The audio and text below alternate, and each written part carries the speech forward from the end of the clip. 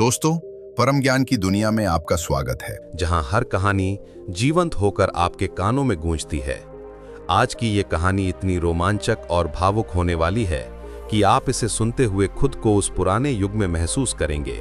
इसलिए मेरी गुजारिश है कि अंत तक जरूर सुनिए और अगर पसंद आए तो चैनल को सब्सक्राइब कर लीजिए, एक लाइक दबा दीजिए और कमेंट में राधे राधे जरूर लिखिएगा। तो चलिए शुरू करते हैं ये जादुई सफर। बहुत बहुत पहले की बात है, जब धरती पर राज्यों की चमक सितारों जैसी हुआ करती थी। वहां इंद्रप्रस्थ नाम का एक शानदार और धन धान्य से भरा राज्य फैला हुआ था, जो अपनी कला की सुंदरता, संस्कृति की गहराई, न्याय की मजबूती और ऐसी सुरक्षा के लिए जाना जाता था कि कोई दुश्मन सपने में भी न सोच पाए। इस राज्य के सिंहासन पर बैठे थे महाराज विक्रमदेव, जिनका शौर्य सूरज की तरह चमकदार था और न्याय चांद की तरह ठंडा और शांत। उनकी प्रजा उन्हें भगवान की तरह पूजती थी, क्योंकि वे हमेशा सही और गलत के बीच साफ साफ फैसला करते। उनकी पत्नी महारानी लावण्या अपनी बेजोड़ सुंदरता, शांत मन और अथाह दया के लिए मशहूर थीं।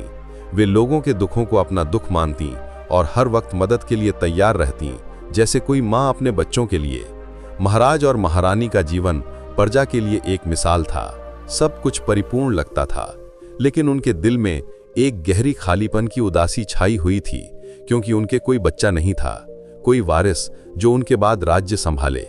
सालों साल उन्होंने कोशिश की, बड़े बड़े यज्ञ करवाए, पूजा अर्चना की, दूर दूर के संतों से आशीर्वाद मांगे, लेकिन उनकी गोद खाली ही रही। और जैसे जैसे दिन गुजरते गए, महारानी लावण्या का चेहरा उदासी से ढकता गया। उनकी आंखों में आंसू छिपे रहते, जबकि महाराज विक्रमदेव चिंता में डूबे रहते, क्योंकि उन्हें राज्य के भविष्य की फिक्र खाए जा रही थी। बिना वारिस के सब कुछ अस्थिर हो सकता था, अराजकता फैल सकती थी। ऐसे में उनके सबसे भरोसेमंद मंत्री धर्मपाल, जो बचपन के दोस्त थे और अपनी बुद्धि, राजनीति की समझ और राज्य के प्रति गहरी वफादारी के लिए जाने जाते, हमेशा उन्हें हौसला देते, कहते कि ईश्वर की मर्जी के बिना पत्ता भी नहीं हिलता, हमें सब्र रखना चाहिए, इंद्रप्रस्थ का भविष्य सुरक्षित है। फिर एक दिन, जब राजमहल में उदासी का बादल और गहरा हो चुका था, तभी एक महान साधु व्यासदेव राजमहल में आए, जिनकी तपस्या हिमालय की गुफाओं में सालों तक चली थी। उनका ज्ञान समंदर जितना गहरा था और भविष्य बताने की शक्ति जादू जैसी। वे लंबे समय बाद लौटे थे और उनका चेहरा दिव्य चमक से भरा था। महाराज और महारानी ने उनका आदर से स्वागत किया, अपनी दर्द भरी कहानी सुनाई और साधु व्यासदेव ने आंखें बंद कर गहरे सोच में डूबकर कुछ पल बिताए। उनके चेहरे पर एक अलौकिक चमक फैल गई। फिर साधु व्यासदेव ने अपनी आंखें धीरे से खोलीं। उनके चेहरे पर एक मीठी मुस्कान फैली और उन्होंने नर्म आवाज में कहा, महाराज, महारानी, आपकी सालों की तपस्या और सब्र का मीठा फल अब आपको मिलने वाला है। इंद्रप्रस्थ को उसका सच्चा वारिस जरूर मिलेगा। मैंने अपने ध्यान में देखा है कि आपके परिवार में एक ऐसा चमकदार राजकुमार जन्म लेगा, जो न सिर्फ इस राज्य की शान बढ़ाएगा, बल्कि स्वर्ग की किसी अनमोल रूह से भी उसका गहरा रिश्ता होगा, जैसे कोई आसमानी चमत्कार। उनकी ये भविष्यवाणी राजमहल में उम्मीद की एक नई रोशनी की तरह फैल गई, जैसे लंबी रात के बाद सुबह की पहली किरण। महाराज और महारानी के दिलों में खुशी की लहर दौड़ गई। उन्होंने साधु को बार बार धन्यवाद दिया, उनका आदर से सत्कार किया, जैसे कोई देवता उनके घर आए हों। कुछ ही महीनों में साधु की बात सच साबित हुई। महारानी लावण्या ने बच्चे की उम्मीद की और ये खबर पूरे इंद्रप्रस्थ में खुशी की बाढ़ बनकर बह गई। लोग घर घर जश्न मनाने लगे, मंदिरों में विशेष पूजा अर्चना हुई, हर गली मोहल्ले में हंसी खुशी का माहौल छा गया, जैसे सारा राज्य एक बड़ा परिवार बन गया हो। 9 महीनों के बाद एक शुभ तारे के नीचे महारानी लावण्या ने एक चमकदार बेटे को जन्म दिया। राजकुमार का चेहरा चांद की तरह चमकता था, उनकी आंखें सितारों सी जगमगाती थीं, जैसे कोई दिव्य बच्चा धरती पर उतरा हो। पूरे राज्य में ढोल नगाड़ों की थाप गूंजी, लोग नाचने गाने लगे, जश्न की धूम मच गई। बच्चे का नाम आरव रखा गया, जिसका मतलब होता है शांति की आवाज, क्योंकि उसके आने से राज्य में एक नई शांति और मजबूती आई थी, जैसे सबके दिलों की उदासी हमेशा के लिए भाग गई हो। राजकुमार आरव के जन्म ने इंद्रप्रस्थ में नई जान फूंक दी। हर तरफ ताजगी और जोश का माहौल था। उनका लालन पालन बड़े प्यार, देखभाल और सख्त नियमों से हुआ। वे न सिर्फ सुंदर थे, बल्कि होशियार, बहादुर और कला के दीवाने भी थे। उन्होंने सबसे अच्छे गुरुओं से वेदों की पढ़ाई की, हथियार चलाना सीखा, राजनीति के गुर जाने, घोड़ों पर सवारी की और संगीत की मधुर तालों में डूबे। उनके गुरु उनकी तेज बुद्धि से इतने प्रभावित थे कि कहते, ये बच्चा कोई साधारण नहीं, जैसे कोई जन्मजात राजा। राजकुमार आरव जितने बहादुर थे, उतने ही दयालु और न्याय करने वाले। वे अक्सर अपना रूप बदलकर राज्य में घूमते, लोगों की मुश्किलें खुद सुनते और उन्हें दूर करते, जैसे कोई छिपा हुआ रक्षक। उनके बचपन के दोस्त और बॉडीगार्ड वीरभद्र हमेशा साथ रहते, जो एक शानदार योद्धा और वफादार साथी थे। सुख दुख में कभी नहीं छोड़ा। राजकुमार आरव के 21वें जन्मदिन पर महाराज विक्रमदेव ने एक भव्य समारोह का इंतजाम किया, जहां उन्हें युवराज बनाया गया। उस मौके पर राजकुमार ने अपनी हथियार कला और शासन चलाने की समझ का ऐसा कमाल दिखाया कि सब देखते रह गए, जैसे कोई जादू हो। महाराज ने गर्व से ऐलान किया, अब से राजकुमार आरव राज्य के कामों में मेरा साथ देंगे, जैसे मेरी दूसरी आंख। और मंत्री धर्मपाल ने उन्हें राजनीति और चालाकी के सारे राज सिखाने शुरू कर दिए, जैसे कोई पुराना गुरु अपने सबसे प्यारे शिष्य को तैयार कर रहा हो। फिर बसंत का मौसम आया, जब इंद्रप्रस्थ में हर साल एक भव्य उत्सव मनाया जाता था, जो प्रकृति के नए जीवन की खुशी का प्रतीक था। पूरा राज्य इसमें डूब जाता। नाच गाना, स्वादिष्ट व्यंजन, रंग बिरंगी सजावट से सारा शहर चमक उठता, जैसे कोई जीवंत सपना। इस बार का बसंत उत्सव और भी खास था, क्योंकि युवराज आरव के राज्याभिषेक के बाद का पहला बड़ा जश्न। हर दिल में उत्साह की लहर दौड़ रही थी, जैसे सारा राज्य एक नई उम्मीद से भर गया हो। उत्सव की शाम से एक दिन पहले, जब सूरज ढलने को था, युवराज आरव अपने प्यारे दोस्त वीरभद्र के साथ शहर के हरे भरे उपवन में टहल रहे थे। हवा में फूलों की महक घुल रही थी, पक्षी मधुर गीत गा रहे थे। तभी अचानक हवा में एक अनोखी मादक संगंध फैलने लगी, ऐसी जो न फूलों जैसी थी, न किसी इत्र की, बल्कि कुछ स्वर्गीय, अलौकिक, जैसे कोई जादू की लहर। उपवन के फूल और भी जीवंत हो उठे, उनकी पंखुड़ियां चमकने लगीं, पक्षियों की आवाजें और मीठी हो गईं, मानो सारी प्रकृति जाग उठी हो, सारी प्रकृति जाग उठी हो, सारी प्रकृति जाग उठी हो। तभी उनकी नजर पड़ी उपवन के सबसे पुराने और विशाल पारिजात पेड़ के पास, जहां एक ऐसी सुंदरी खड़ी थी कि देखते ही दोनों ठिठक गए, पलकें झपकाना भूल गए। उसकी खूबसूरती इतनी दिव्य थी कि चांद भी शर्मा जाए। उसका चेहरा चंद्रमा से ज्यादा चमकदार, आंखें नीले कमल जैसी गहरी और बड़ी, बाल कमर तक लहराते, काले बादलों जैसे घने और चमकदार। उसने ऐसे हल्के पारदर्शी कपड़े पहने थे जो बादलों से बुने लगते, और उसके चारों तरफ एक मुलायम चमक की आभा थी, जैसे सूरज की पहली किरण उस पर बरस रही हो। राजकुमार आरव ने अपनी जिंदगी में कभी ऐसी स्त्री नहीं देखी। उनका दिल धड़कना भूल गया, जैसे कोई सपना साकार हो गया हो। वीरभद्र ने जल्दी से कोहनी मारी और फुसफुसाया, राजकुमार, यह कौन है? इतनी रात को इस उपवन में अकेली? लेकिन आरव ने सुना तक नहीं। उनकी आंखें उस अनजान सुंदरी पर जमी थीं, जैसे कोई चुंबक खींच रहा हो। उस सुंदरी ने भी उन्हें देखा। उसकी आंखों में एक अजीब चमक थी, जिज्ञासा से भरी, मासूमियत की झलक और कुछ गहरे राज जैसे छिपे हों। उसने धीरे से मुस्कुराया, और वो मुस्कान इतनी मनमोहक थी कि आरव का दिल एक पल को रुक सा गया, जैसे समय ठहर गया हो। फिर वो सुंदरी पारिजात पेड़ से अलग हुई, धीरे धीरे आरव की तरफ बढ़ने लगी। उसकी चाल में एक राजसी गरिमा थी, मानो वो जमीन पर नहीं, हवा में तैर रही हो। हर कदम के साथ उपवन का माहौल और जादुई होता जा रहा था। फूलों की महक बढ़ती, हवा गुनगुनाती। राजकुमार आरव को लगा जैसे वे किसी स्वप्न लोक में खो गए हों। उन्हें कुछ समझ नहीं आ रहा था कि यह कौन है, कहां से आई, और इस राजसी उपवन में रात के समय क्या कर रही है। जैसे कोई रहस्यमयी अप्सरा धरती पर उतर आई हो। उनके दिल में सैकड़ों सवाल उफन रहे थे, जैसे समंदर में लहरें, लेकिन जीभ पर एक शब्द भी नहीं चढ़ पा रहा था, मानो कोई जादू उन्हें बांधे हुए हो। वो सुंदरी आरव के ठीक सामने आकर रुक गई। उसकी आंखें चमक रही थीं, और उसने वीणा की तरह मीठी मधुर आवाज में कहा, हे राजकुमार, इंद्रप्रस्थ का यह उपवन कितना मन को लुभाने वाला है, जैसे स्वर्ग का कोई कोना धरती पर उतर आया हो। उसकी आवाज कानों में संगीत की तरह घुल गई। आरव को लगा जैसे कोई दिव्य धुन उनके दिल को छू रही हो। उन्होंने मुश्किल से खुद को संभाला और पूछा, देवी, आप कौन हैं? आपका नाम क्या है? इस पवित्र मौके पर आप यहां कैसे पहुंची? सुंदरी ने फिर वही रहस्य भरी मुस्कान दी। उसकी आंखों में गहरा राज छिपा था, जैसे कोई पुरानी कहानी अनकही हो। और बोली, मेरा नाम रंभा है। मैं इस ब्रह्मांड के एक अलग संसार से आई हूं, जहां सब कुछ सपनों सा है। यह जवाब आरव के लिए काफी नहीं था। उनके मन में और सवालों की बाढ़ आ गई, लेकिन रंभा की शांत राजसी मुद्रा देखकर हिम्मत नहीं हो रही थी कि और पूछें, जैसे कोई अदृश्य शक्ति उन्हें रोक रही हो। तभी वीरभद्र ने आगे बढ़कर कहा, राजकुमार, हमें यहां से जाना चाहिए। यह जगह और यह देवी कुछ अलग सी लग रही हैं, जैसे कोई छिपा खतरा हो। आरव वीरभद्र की बात सुनकर जैसे सपने से जागे। उन्होंने रंभा की ओर देखा, दिल में एक अजीब सी बेचैनी, और पूछा, क्या हम फिर कभी मिल सकते हैं देवी रंभा?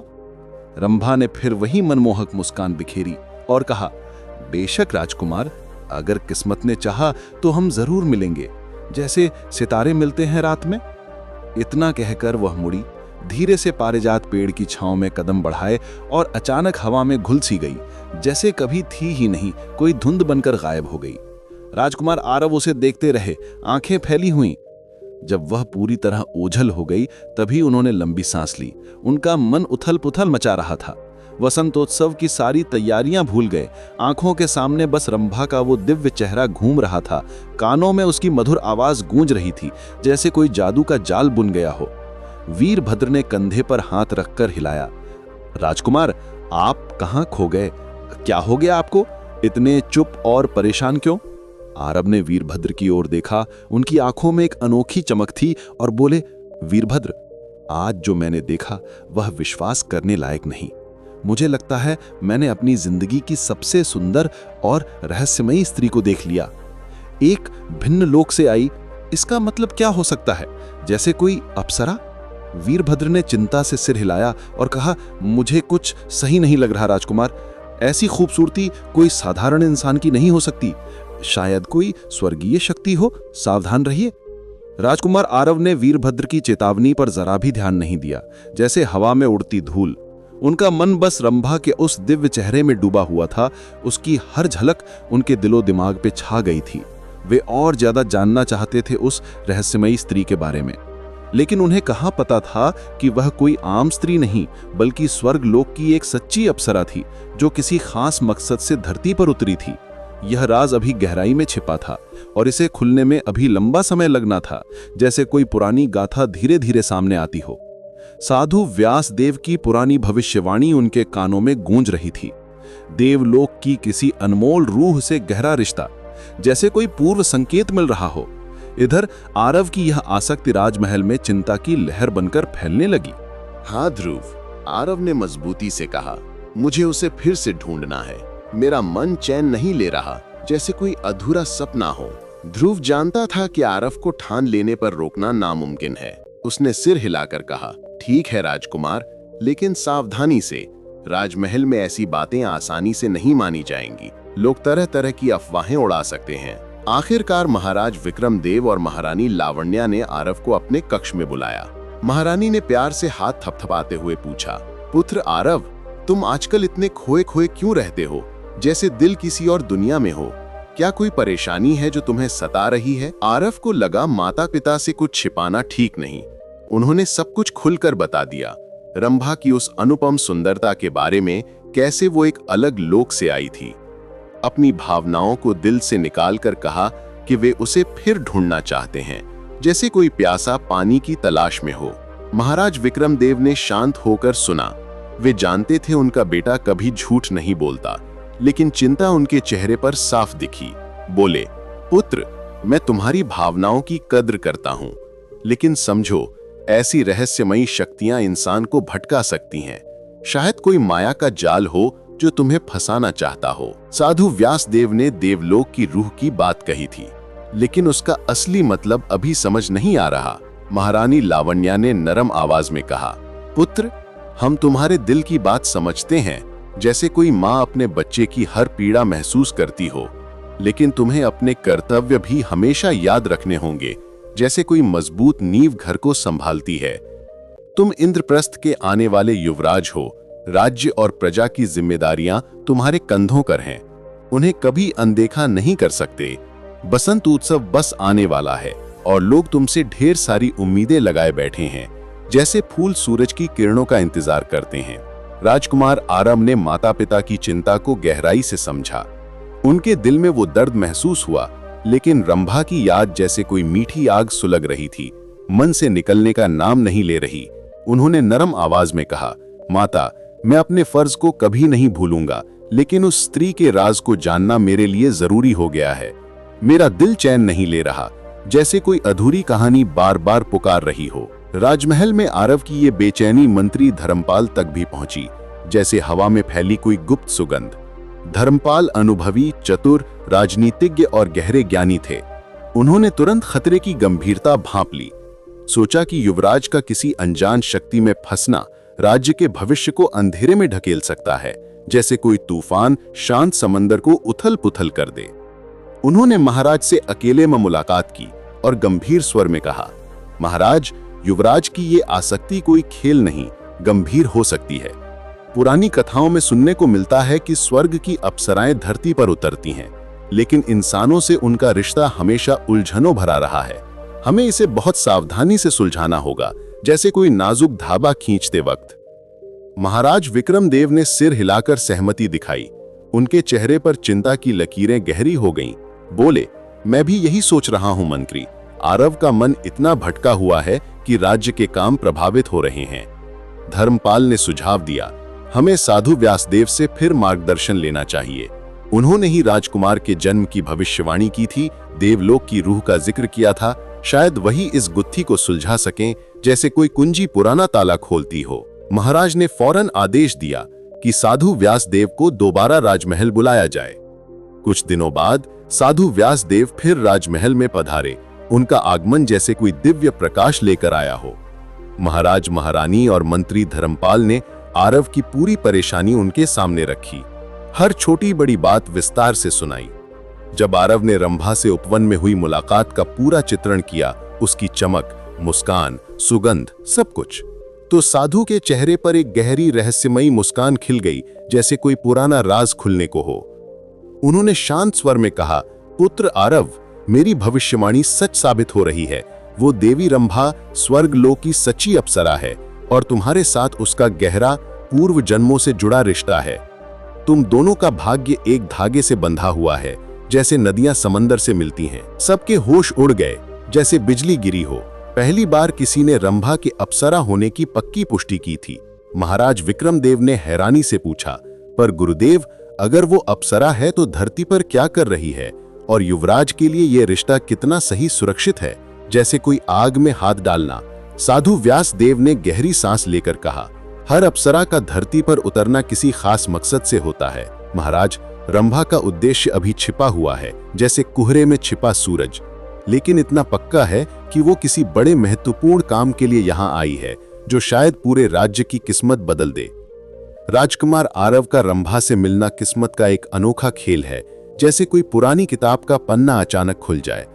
साधु व्यासदेव ने आगे समझाते हुए कहा, देवलोक और धरती लोक के बीच के नियम बहुत उलझे और सख्त हैं। अप्सराएं अपनी इच्छा से यहाँ हमेशा के लिए नहीं ठहर सकती। स्वर्ग के कानून उन्हें बांधे रखते हैं। अगर कोई अप्सरा किसी इंसान से सच्चा प्यार कर बैठे तो अक्सर उसे स्वर्ग से निकाल दिया जाता है या अपनी सारी शक्तियां छोड़नी पड़ती हैं। ये रास्ता कांटों भरा और दर्दनाक होता है, जैसे कोई आग की नदी पार करना। साधु ने आरव की आंखों में झांकते हुए कहा, पुत्र आरव, तुम्हें एक कठिन अग्नि परीक्षा से गुजरना पड़ेगा। अगर तुम सच में रंभा को हासिल करना चाहते हो तो न सिर्फ अपना प्यार साबित करना होगा, बल्कि उसके आने से जुड़े उन गहरे राजों को भी सुलझाना होगा। ये सफर खतरे से भरा होगा, कई मुश्किल चुनौतियां आएंगी। तुम्हें खुद को ये दिखाना होगा कि तुम सिर्फ इंद्रप्रस्थ के आने वाले राजा नहीं, बल्कि स्वर्ग के अप्सरा के प्यार के लायक भी हो, जैसे कोई हीरा आग में तपकर चमकता है। आरव ने मजबूत इरादे से आंखें चमकाते हुए कहा, गुरुदेव, मैं हर परीक्षा के लिए तैयार हूँ। मैं रंभा को पाना चाहता हूँ, उसके राज को जानना चाहता हूँ, चाहे कितनी भी बाधाएं आएं। साधु व्यासदेव ने आरव के हाथों में एक पुराना चमकदार ताबीज रख दिया, जो हल्की रोशनी बिखेर रहा था, और बोले, पुत्र, ये ताबीज तुम्हें बुरी ताकतों से बचाएगा, सही रास्ता दिखाएगा।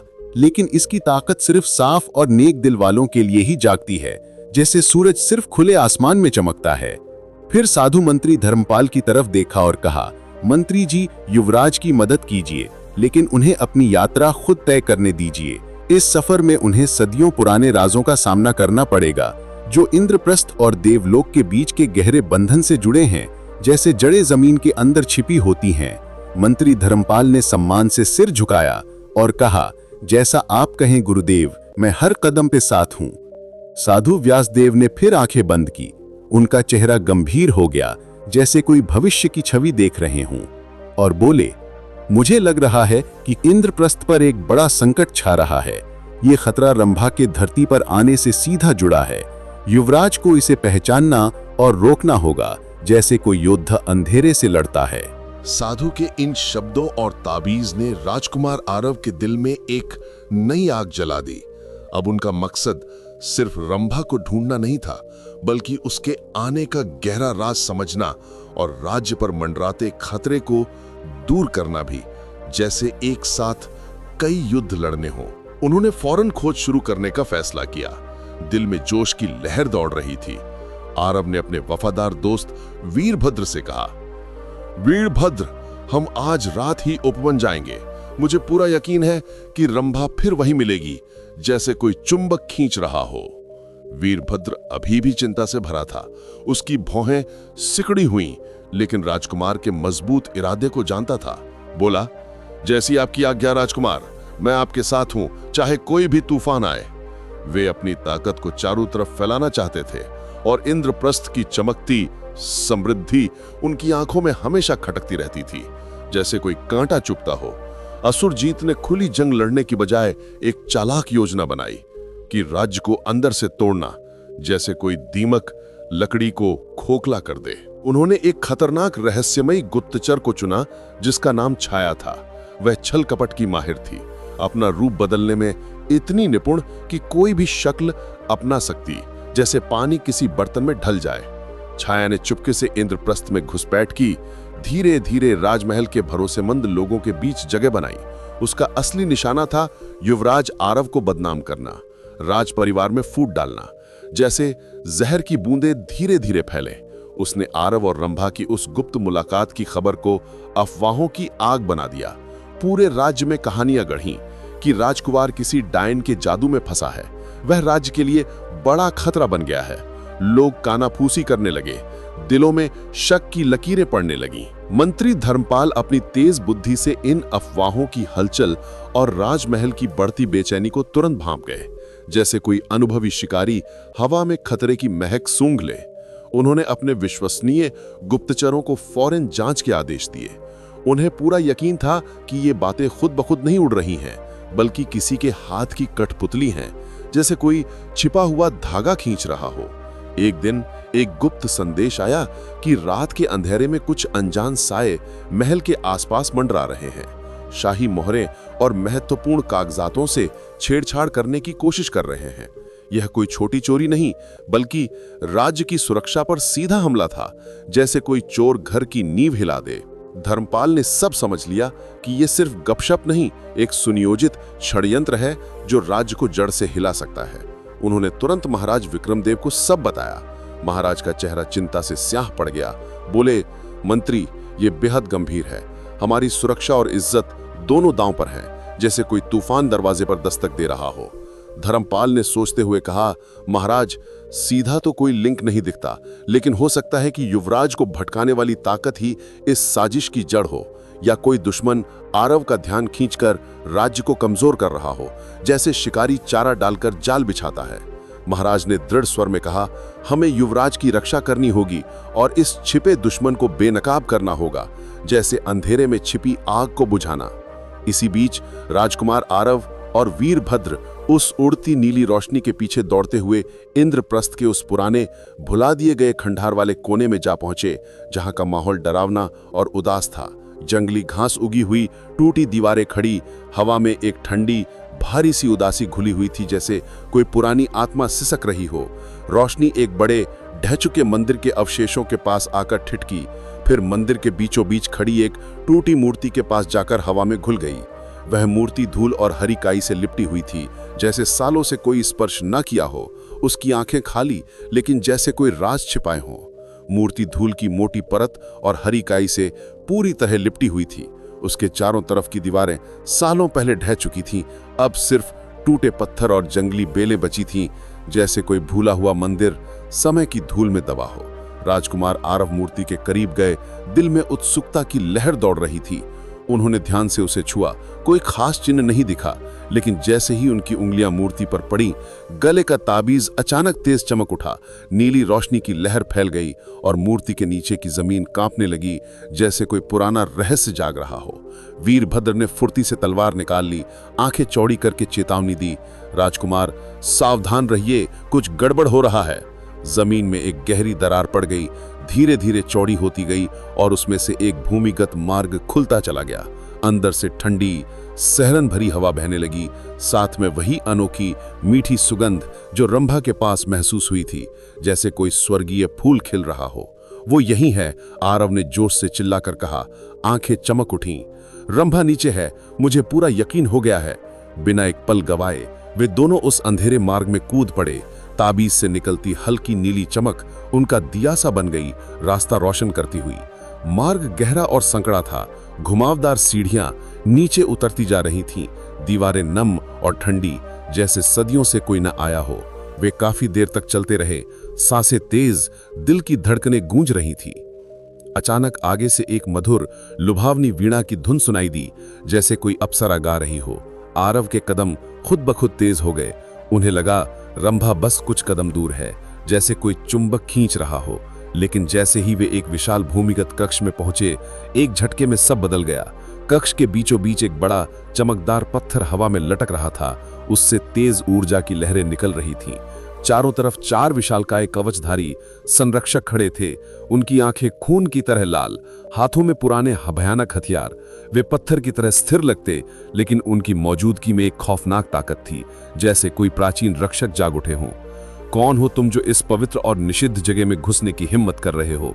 एक संरक्षक की गर्जना सी भारी आवाज कक्ष में गूंजी, दीवारें कांप उठी, हवा भारी हो गई।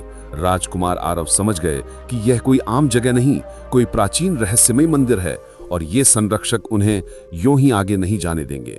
रंभा की तलाश अब एक खतरनाक जंग में बदल चुकी थी, जहां न सिर्फ बहादुरी दिखानी थी, बल्कि किसी अलौकिक शक्ति से टक्कर लेनी थी, जैसे कोई योद्धा अंधेरे दानव से लड़ रहा हो।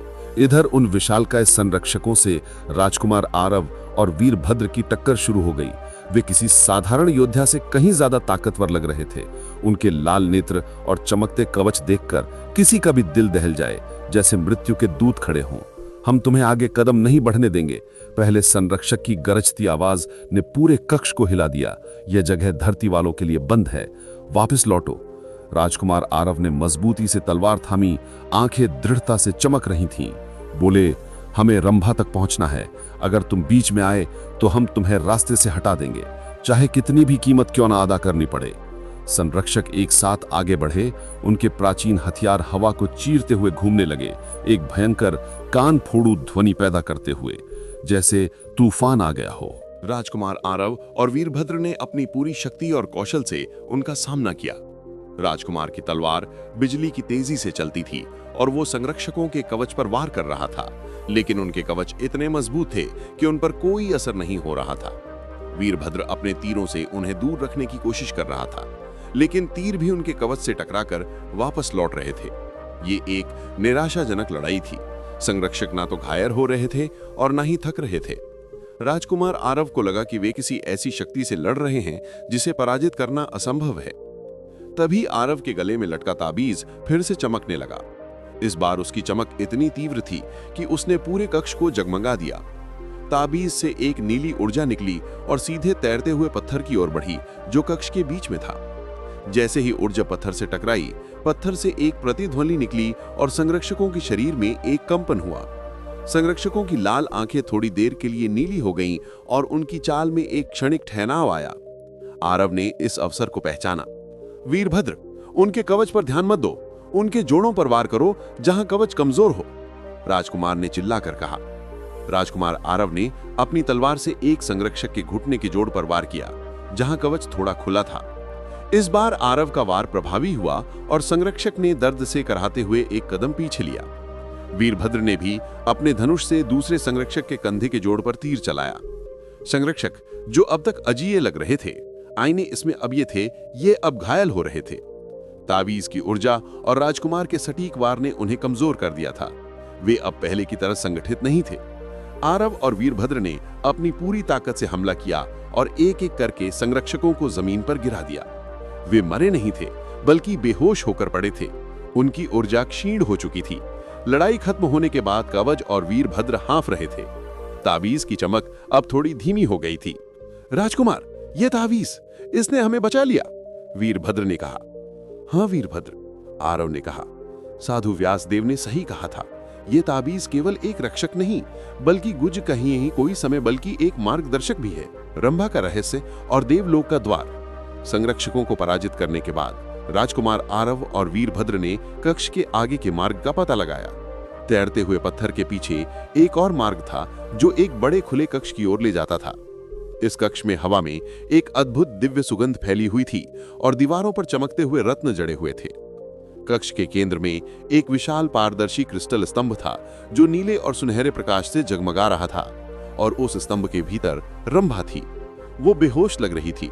उसका शरीर क्रिस्टल के भीतर तैर रहा था और उसके चारों ओर एक हल्की सी ऊर्जा का आवरण था। उसका चेहरा इतना शांत और सुंदर था जैसे कोई फूल नींद में मुस्कुरा रहा हो, लेकिन आंखें बंद थीं। पलकें हल्के से कांप रही थीं, जैसे कोई गहरा सपना देख रही हो। रंभा, राजकुमार आरव ने दिल थामकर चिल्लाया और स्तंभ की तरफ लपके।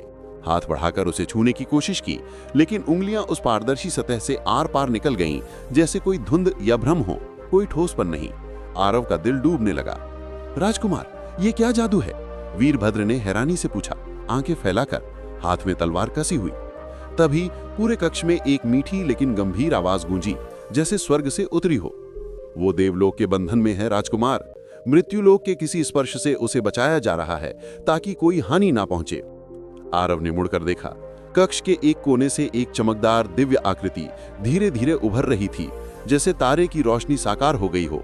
उसके वस्त्र सितारों से बुने लगते, चमकते हुए, चेहरा शांत और ज्ञान से भरा, आंखें गहरी जैसे समंदर में छिपे मोती। आप कौन हैं? आरव ने सांस रोके पूछा, दिल में उम्मीद और डर का मिश्रण।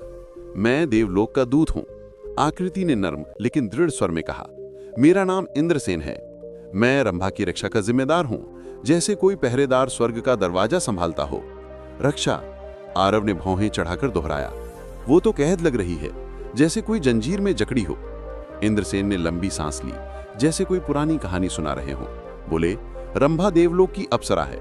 उसे एक खास मकसद से धरती पर भेजा गया था, इंद्रप्रस्थ और स्वर्ग के बीच का पुराना वादा निभाने, जो सदियों पुराना है। कौन सा वादा? आरव ने उत्सुकता से आगे बढ़कर पूछा। आंखें चमक रही थीं। इंद्रसेन ने शांत स्वर में समझाया, बहुत सालों पहले जब धरती पर अंधकार छा गया था, चारों तरफ विपदा और अन्याय, इंद्रप्रस्थ के पूर्वजों ने देवलोक से मदद मांगी थी। स्वर्ग ने वादा किया था कि हम राज्य को दिव्य सुरक्षा देंगे, बशर्ते शासक हमेशा धर्म और न्याय की राह पर चलें। इस समझौते के तहत हर कुछ सदियों में एक अप्सरा धरती पर उतरती है ताकि वो राजा को सही रास्ता दिखाए, बड़े संकट से राज्य को बचाए, जैसे कोई प्रकाश अंधेरे में मार्गदर्शन करता हो। तो रंभा इंद्रप्रस्थ को बचाने आई थी? आरव ने हैरानी से पूछा। दिल में एक नई रोशनी जगी। हाँ, आरव ने सिर हिलाकर कहा, लेकिन उसने देवलोक का एक सख्त नियम तोड़ दिया। वो मृत्युलोक के एक इंसान तुमसे सच्चा प्यार कर बैठी। यह नियम इसलिए है कि अप्सराएं अपने मकसद से ना भटकें, धरती के मुंह में ना फंसें, जैसे कोई नदी अपना रास्ता ना छोड़े, तो उसे सजा दी जा रही है। आरव की आवाज में दर्द झलका, मुट्ठियां कस गईं।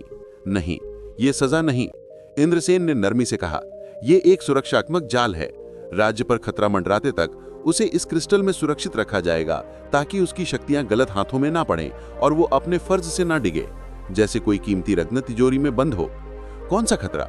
आरव ने आगे बढ़कर पूछा। आंखें जल रही थीं। वही संकट जिसकी साधु व्यासदेव ने भविष्यवाणी की थी। एक छिपा दुश्मन राज्य की जड़ें खोखली कर रहा है।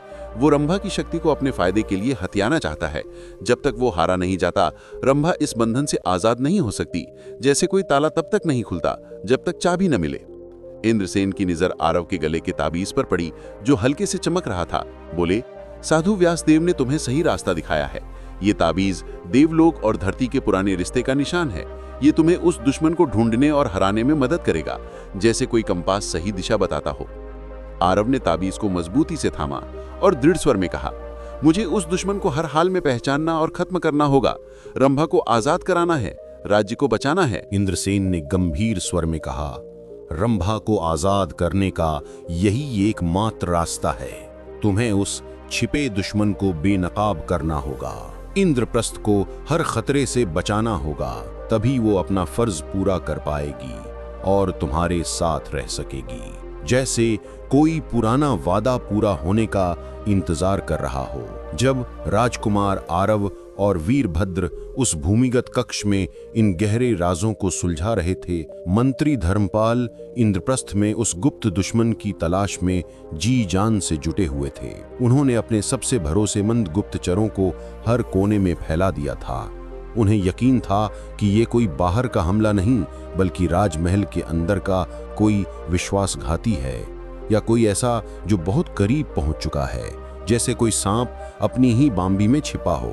धर्मपाल ने उन अफवाहों पर खास ध्यान दिया जो राजकुमार आरव और रंभा की मुलाकात के बारे में उड़ रही थीं। उन्हें लग रहा था कि ये जानबूझकर फैलाई जा रही हैं ताकि आरव को बदनाम किया जाए, राज्य में फूट डाली जाए। उन्होंने उन लोगों पर नजर रखनी शुरू की जो इन बातों को सबसे ज्यादा फैला रहे थे, जैसे कोई जासूस धागों को जोड़ रहा हो। एक दिन उनके एक विश्वसनीय गुप्तचर ने महत्वपूर्ण खबर दी कि महल का एक पुराना नौकर दमन रात के समय कुछ अनजान लोगों से मिल रहा है। दमन, जो अपनी वफादारी के लिए मशहूर था, उसका ऐसा बेहाव बेहद संदिग्ध था, जैसे कोई छिपा हुआ राज सामने आ रहा हो। धर्मपाल ने दमन पर चुपके से निगरानी शुरू की और पाया कि वो अक्सर महत्वपूर्ण कागजातों और शाही मोहरों के आसपास मंडराता रहता है। कभी कभी उन्हें बदलते हुए भी दिखता, वही पुरानी रिपोर्ट की तरह। धर्मपाल ने खुद दमन का पीछा किया और उसे एक गुप्त जगह पर किसी से मिलते देखा, जहां दमन ने एक नकाब पहने व्यक्ति से बात कर रहा था। नकाबपोश की आवाज बदली हुई थी, लेकिन धर्मपाल को लगा उन्होंने इसे पहले कहीं सुना है, जैसे कोई पुरानी याद जाग रही हो। नकाबपोश ने दमन को सोने के सिक्के दिए और कागजात बदलने के आदेश दिए। धर्मपाल ने तुरंत पहचान लिया कि वो कोई और नहीं बल्कि छाया थी, मगध के महाराज असुरजीत की खतरनाक गुप्तचर। उसकी चाल और बोलने का ढंग वही था जो पिछली बार घुसपैठ के समय देखा था, जैसे कोई पुराना दुश्मन फिर लौट आया हो। धर्मपाल समझ गए कि दमन सिर्फ एक कठपुतली है, असली खतरा छाया है जो असुरजीत के लिए काम कर रही है, और असुरजीत का मकसद इंद्रप्रस्थ को अंदर से कमजोर करना है ताकि वो आसानी से कब्जा कर सके, जैसे कोई शिकारी जाल बिछाकर इंतजार करता हो। धर्मपाल ने फौरन महाराज विक्रमदेव को बताने का फैसला किया। उन्हें यह भी लगा कि आरव और रंभा की मुलाकात पर फैली अफवाहें इसी साजिश का हिस्सा हैं, ताकि आरव का ध्यान भटके, वो कमजोर लगे, राज्य में अराजकता फैले। अब सवाल ये था कि क्या राजकुमार आरव उस गुप्त दुश्मन को पहचान पाएंगे? क्या धर्मपाल छाया को पकड़ पाएंगे? क्या रंभा उस क्रिस्टल के बंधन से आजाद हो पाएगी? और क्या इंद्रप्रस्थ इस तूफान से सुरक्षित रह पाएगा? इधर राजकुमार आरव ने इंद्रसेन की बातें सुनी। उनकी आंखों के सामने रंभा का वो कैद हुआ रूप घूम रहा था, जैसे कोई दर्द भरी तस्वीर दिल को चीर रही हो। अब राजकुमार आरव को सब साफ साफ दिख रहा था कि उनका अपना प्यार और इंद्रप्रस्थ की किस्मत एक दूसरे में ऐसे उलझे हुए हैं जैसे दो नदियां मिलकर एक हो जाएं। अलग करना नामुमकिन। उन्हें उस छिपे दुश्मन को ढूंढना और मिटाना था। ताबीज उनके गले में हल्के हल्के चमक रहा था, जैसे कोई जीवंत दिल धड़क रहा हो, उन्हें नई ताकत देता हुआ। आरव ने इंद्रसेन की ओर देखकर पूछा, इंद्रसेन, मुझे उस दुश्मन का पता कैसे लगेगा और उसे हराऊंगा कैसे? जैसे कोई अंधेरे में छिपा साया। इंद्रसेन ने शांत लेकिन मजबूत आवाज में कहा, ये ताबीज तुम्हारा पथ प्रदर्शक बनेगा राजकुमार। दुश्मन तुम्हारे बहुत पास है, इंद्रप्रस्थ के अंदर ही। उसकी ताकत छल और अविश्वास की जड़ों पर खड़ी है। उसे हराने के लिए सिर्फ तलवार काफी नहीं, अपनी बुद्धि की तेजी और दिल की सच्चाई का भी सहारा लो। जैसे कोई योद्धा आंखों से नहीं, अंतर्मन से लड़ता है। तभी क्रिस्टल में कैद रंभा ने अपनी आंखें खोलीं। उनमें एक नई चमकदार रोशनी थी, जैसे कोई उम्मीद की किरण। उसने आरव की तरफ देखा, मुस्कुराहट की झलक दी, जैसे चुपके से हौसला दे रही हो। आरव का दिल जोश से भर गया। आरव ने वीरभद्र की ओर मुड़कर कहा, वीरभद्र, हमें फौरन वापस लौटना होगा, इंद्रप्रस्थ खतरे में है, जैसे कोई आग सुलग रही हो। वे दोनों तुरंत भूमिगत मार्ग से ऊपर की तरफ दौड़े। इस बार रास्ता बिल्कुल साफ था। संरक्षक अभी भी बेहोश पड़े थे, जैसे कोई पुरानी मूर्तियां। जब वे खंडहरों से बाहर निकले तो सुबह की पहली किरणें इंद्रप्रस्थ के ऊंचे किले पर पड़ रही थीं। शहर नई रोशनी में नहा रहा था, लेकिन आरव के मन में चिंता की लहरें दौड़ रही थीं। राजमहल पहुंचते ही आरव सीधे महाराज विक्रमदेव के कक्ष की ओर बढ़े, दिल में एक ठाना हुआ फैसला। इसी बीच मंत्री धर्मपाल ने दमन को चुपके से पकड़ लिया था और सख्त पूछताछ की, जैसे कोई कुशल शिकारी जाल में फंसे शिकार से राज उगलवाए। दमन टूट गया। उसने छाया के बारे में सब बता दिया कि वो मगध के महाराज असुरजीत की गुप्तचर है।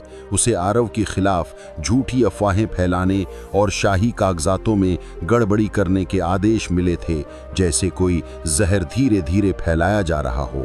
धर्मपाल ने फौरन महाराज विक्रमदेव को बुलाया, सबूतों के साथ। महाराज गंभीर चेहरे से बैठे थे, चिंता की गहरी लकीरें माथे पर। धर्मपाल ने कहा, महाराज, मैंने गुप्त दुश्मन को पकड़ लिया है। ये मगध के असुरजीत की जासूस छाया है, जो हमारे महल में घुस आई है, जैसे कोई सांप घर में घुस आए। महाराज हैरान होकर बोले, छाया? लेकिन कैसे, इतनी आसानी से? धर्मपाल ने दमन का कबूलनामा और गुप्तचरों की रिपोर्टें दिखाईं, विस्तार से बताया कि छाया कैसे आरव को बदनाम कर रही थी, शाही मामलों में उंगली डाल रही थी, जैसे कोई छिपी आग सब जला रही हो। ठीक उसी वक्त राजकुमार आरव और वीरभद्र कक्ष में घुसे। आरव की आंखें दृढ़ता से चमक रही थीं। बोले, पिताजी, मंत्री जी, मैं उस गुप्त दुश्मन को जान गया हूं जो इंद्रप्रस्थ को खोखला कर रहा है। ये कोई बाहर का हमलावर नहीं, हमारे बीच का ही कोई है, जो दूसरों को अपने जाल में फंसा रहा है, जैसे कोई विश्वासघात की छाया। धर्मपाल और महाराज एक दूसरे की ओर देखकर हैरान हुए। धर्मपाल ने पूछा, कौन है वो राजकुमार? आरव ने गहरी सांस ली, अपनी नजरें कक्ष में मौजूद एक खास व्यक्ति पर टिका दी, जो अब तक सबकी नजरों में सबसे वफादार समझा जाता था, जैसे कोई पुराना राज खुलने को हो। सेनापति रुद्रदेव। राजकुमार आरव ने दृढ़ता से नाम लिया। उनकी आवाज कक्ष में गूंज गई, जैसे कोई बिजली का तीर। वो किसी बुरी शक्ति के जाल में फंस चुका है और मगध से गुप्त सांठगांठ कर ली है। उसी ने डाकुओं को मेरे पीछे भेजा था, ताकि मुझे रास्ते से हटा दे और इंद्रप्रस्थ को अंदर से कमजोर करने की पूरी साजिश रची है, जैसे कोई दीमक लकड़ी को चुपके चुपके खोखला कर दे। महाराज विक्रमदेव और मंत्री धर्मपाल स्तब्ध रह गए। उनके चेहरे पर सदमा साफ दिख रहा था। रुद्रदेव तो महाराज के अपने सगे भाई थे, राज्य के सबसे विश्वसनीय योद्धा, जिनकी वफादारी पर कभी शक न हुआ हो, जैसे कोई मजबूत खंभा अचानक गिर जाए। राजकुमार, ये गंभीर आरोप हैं, महाराज ने कांपते स्वर में कहा, आंखों में दर्द और संदेह की लकीरें। तुम्हारे पास क्या पक्के सबूत हैं? आरव ने गहरी सांस ली और देवलोक के संरक्षकों से हुई भयंकर लड़ाई का पूरा वृत्तांत सुनाया। कैसे भूमिगत कक्ष में वे जंग लड़ रहे थे, ताबीस ने चमककर बुराई की ताकत को कमजोर किया और रुद्रदेव के हमले के दौरान उसके शरीर से काली धुंध जैसी ऊर्जा निकल रही थी, जो किसी दुष्ट शक्ति का निशान थी, जैसे कोई काला बादल दिल पर मंडरा रहा हो। धर्मपाल ने तुरंत आरव की बातों का साथ दिया। बोले, महाराज, युवराज की बातों में पूरी सच्चाई है। मेरे पास भी ऐसे सबूत हैं जो रुद्रदेव को हाल की साजिशों से जोड़ते हैं, हालांकि वो खुद किसी बड़ी बुराई की कठपुतली लगता है। छाया ने दमन से कबूल कराया था कि उसका संपर्क राजमहल के किसी अंदरूनी व्यक्ति से है, जैसे कोई जहर की डोर बाहर से खींची जा रही हो। महाराज विक्रमदेव अपने भाई पर लगे इन आरोपों से दिल टूटा हुआ महसूस कर रहे थे, लेकिन उनका न्यायप्रिय स्वभाव कभी नहीं झुका।